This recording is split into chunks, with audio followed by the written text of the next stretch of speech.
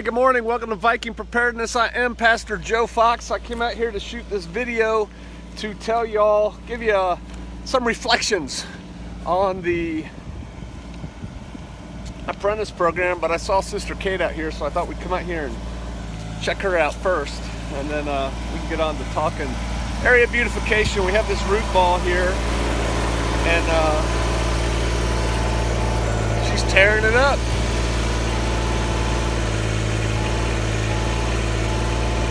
Say hi to the people. All right. Let's go over here and we can have a little bit of peace and quiet.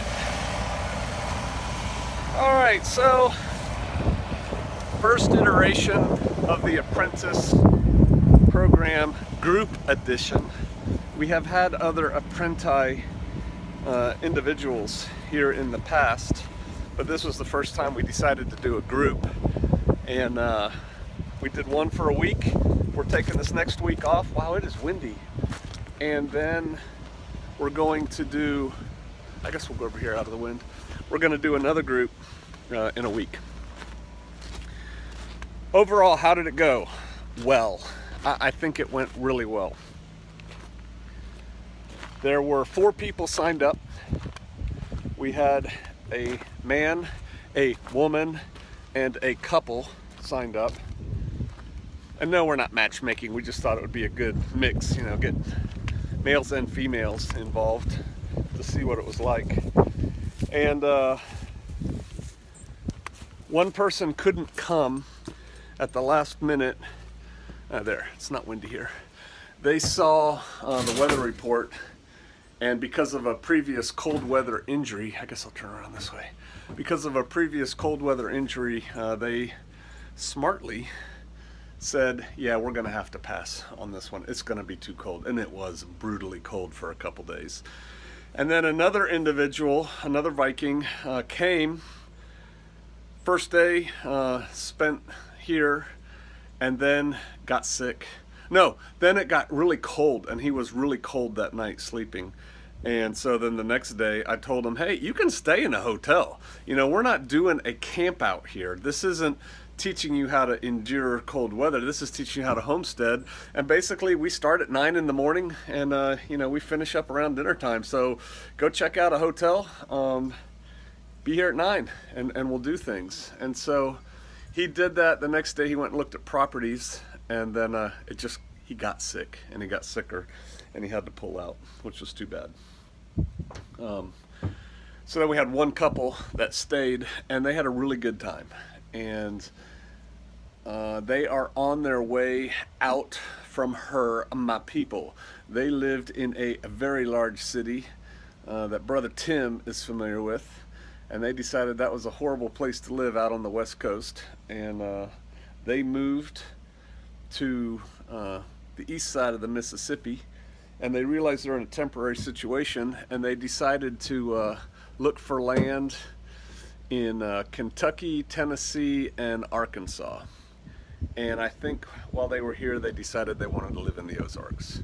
And so they are taking steps towards that end as we speak, even though they are on their way back to their temporary abode on the other side of the Mississippi. I told you what we did, but just very briefly. Day 1 was orientation. Day 2, we made multiple runs to a distant location to secure mulch because it was so cold. I think the high that day was 12 degrees or something. And we figured, hey, we'll drive a little over an hour in a heated truck. We'll get some mulch. We'll drive a little over an hour in a heated truck. Then we'll get out and shovel. Then we'll eat lunch in a warm environment. Then we'll go repeat the process. And that was probably a good move on our part. And then we worked on getting the roof over top of Charlie 6, the trailer. I showed you that video. You see how far we got. We also did animal care, talked about gardening, many conversations. And we're flexible.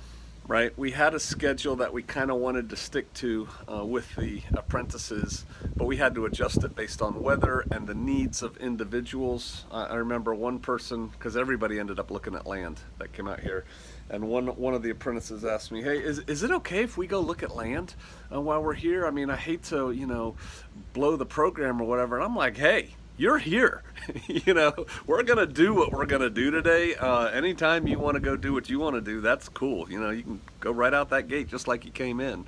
And so they took advantage of, being here from many states away to do that. And the last couple, I think they were happy. I know they were happy. They wanted to stay another week. This may come as a surprise to some of y'all, seeing as how I'm a pastor and I'm a teacher and I'm an instructor and I make these videos, but I'm actually introverted. And introverted doesn't mean that you're afraid of getting up in front of people. It just means to recharge your batteries, you need to be alone. Extroverts, to recharge their batteries, need to be around a lot of people. And I'm pretty introverted. And so I am really looking forward to this week of just me and the missus chilling, I'm an INTJ. You can Google that. You can learn all about Pastor Joe's personality. I think I'm less than 2% of the population. Just INTJ. They'll tell you a lot about me, but I am introverted. And so today, we're just we let the house go last week because, we were constantly working with the apprentices. So, get up there, work with them, till nighttime, come home, fall asleep. And so the house has kind of gotten away from us a little bit. We're working on that today. Sister Kate's blowing off some steam by working the tractor. And we're going to go work out today. We joined a gym, Planet Fitness. I've heard people call it Planet Fatness. And it is not CrossFit. But I'm not ready for CrossFit right now. I'm coming off of that injury and getting well and getting stronger now. And for right now, it really suits my purposes. I can do everything I need to do right now at Planet Fitness. And so we go there, and she got what's called the $20 membership. She pays $20 a month, and that means she can go to any Planet Fitness in the country 24/7, and she can take a guest. So I'm her guest for free. And she can use like the massage chair and the whirlpool tanning bed, I don't know, all this stuff in the special section that I never go into. And she gets off like half off her drinks and stuff. But the cool thing is she gets to take me. And then we take a hot shower there. All the hot water I want before we come home. And they have high-speed internet.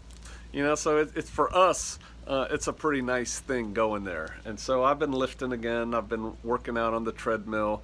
And as I get to the point where Planet Fitness can't serve my needs anymore, I'll go to something else. But right now it's working great. And $20 a month, man, the showers are worth that for us, right now in this cold time of the year. And so that's what we're going to probably do this afternoon, early evening. Probably go back again tomorrow. Tomorrow's going to be an absolutely no visitors day on Shofar Mountain. It's just going to be me and Mama, which I'm kind of looking forward to. Some recharging of the batteries, so to speak. So that's what's going on. With this apprentice program, we have a couple goals with it, Sister Kate and I. Whoa, I just saw her jerk the tractor. She's okay though. Number one, I want to show people how to live like this and what it's really like. I mean, you see our videos, you get a taste for it, but it's something totally different when you actually have to get out in it. The chickens and goats have to be fed. It doesn't matter how cold or hot or wet it is, right? They have to be cared for. Stuff on the homestead has to be done. Food has to be cooked if you want to eat. If you want to run a wood stove, you not only have to light it, you have to go get the wood. All those things that go into it, and there's nothing like learning by doing to share that with people. So that's kind of our goal, just to let people see, how we live. And then, as we say in the brochure, for those of you who wrote for it, you will work as we work, live like we live, eat what we eat. I think we said play like we play, we have events during the week with the Shofarians, and of course the apprentices got to participate in those, and they had a good time there, and got to see, you know, what we're really all about, kind of how we are. Um, we're not a cult, you know. And so, you know, that's number one, is to give people the experience of homesteading. Let them try it out, if you will, and see what they like. Another reason is just talking to people. I like talking to people. My wife likes talking to people. And so we kind of let the apprentices run the conversation, if you will, you know, lead it down paths they want to go down, and we just kind of follow, answer their questions if they have them, discuss the things they want to discuss. And so that's kind of fun and interesting, because I like meeting new people. And then another, quite honestly, benefit is that we have extra people to help with stuff, you know, so we make sure that we take advantage of that. You know, let's build this roof. It's easier for 3 people to work on a roof than just me and my wife, you know, or when we get the Shofarians out here on Sundays and things like that. So, you know, we got more done during the week. So that's a plus too, and we liked it. We're going to do this next iteration coming up again in a week. We start it a week from tomorrow. And then we're going to take a break, and my wife and I are going to evaluate, you know, if we want to do this some more, if we want to do it again. Because on the one hand, I told you all the benefits, but there's very real downsides to it. I mean, you know, your life is not your own when you have guests there, and they require care, right? You know, care, maintenance, and things like that. And it takes up our time. We can't be as flexible and fluid as we have come to enjoy our lives. You know, like some days we're just like, yeah, I know we were going to do that, but let's go do this instead. Well, you really can't do that when people are kind of counting on you. And so, you know, we'll see. I'm thinking, though, based on this last week, that we're going to do it again. I think everybody had a good time, including us. We're just tired. So, you know, we'll just space them out a little bit. So that's that. I would encourage everybody who even has an inkling of living some kind of homesteading life, not necessarily to come here. This is not an advertisement for that.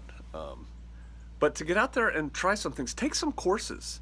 You know, the woman who came here wants to take blacksmithing and has signed up for a blacksmithing course. Or no, they've signed up for a welding course now. They're looking for a blacksmithing course. That's what it was. Community colleges sometimes have really cool courses, you know, that you can take just to get a taste of things. I've told people, if you've read my book at all, you know, go camping, go live outside, do hard things outside in all kinds of weather. Practice and get used to it. You don't really know what clothes work until you actually have to go live outside and work in those clothes. You know, work, dig a ditch, you know, kind of work, shovel mulch, you know, that kind of thing. But I just encourage you to try. Life is short, you know, go taste some of it. Go grab some of it and do something. Get outside of your comfort zone a little bit. Most good things aren't easy and comfortable. And yet when you look back on them, it was like, wow, that was cool. You know, I liked doing that. I did some really hairy things when I was in the military that at the time didn't seem a whole lot of fun, but looking back on it, it's like, man, that was pretty cool. If you think about it, you know, I lived, cheated death again. But, you know, it just comes from pushing and taking chances with your life. The Millennial Man just did a video today where he talks kind of about that, about taking chances with your life, going for it. And so I guess that's what I'll leave you with on this little bit today. Don't be afraid to step out. You could build a safety net before you do, if you want to, but don't be afraid to step out there and try some new things. Do you think your life is perfect now? I don't think my life is perfect now. So if it's not perfect, then you should probably try different things, right? You may find nirvana or something. I don't. Come on, you know me. I'm teasing. But you may find some things you like. And so get out there and try, and get out there and do, and I will see you out there.